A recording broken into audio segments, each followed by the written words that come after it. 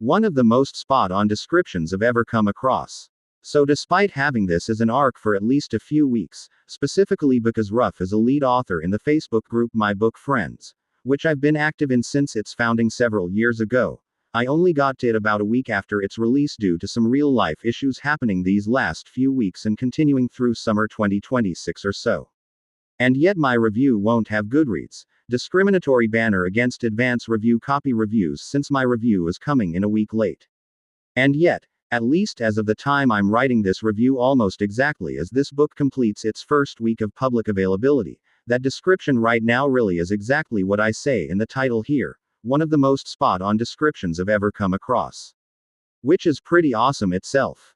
It means I really don't have to tell you much more about what to expect with this book. Instead, I'll speak more directly to my own experience with the book, which I always make it a point to do anyway, and tell you that for me, this was a very quick and engaging read. Yes, at a hair over 300 pages it can seem long to some readers, and short to others, and in fact for its genre it is in the shorter half of books.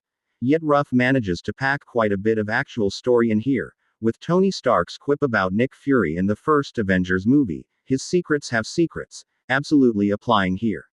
Which actually makes for a great quick read, one that right when any given thing starts getting anywhere near overstaying its welcome, bam. We're moving on to something else. Indeed, the only thing that I could really nitpick on about this book is that at least some of the revelations and twists don't really seem to have any hints or breadcrumbs at all, and yes, I subscribe to the idea that every twist should have at least some level of foreshadowing. Instead, we get a version of a tale from a song that first hit number 1 over 50 years ago and then was done as a cover, as I only found out when writing this review. That became a Southern staple nearly 20 years after its original recording. In perhaps a bit of tragic history that at least to Southern kids of the 80s such as myself, this cover becoming a hit when it did meant at least I never knew of the original version of the song.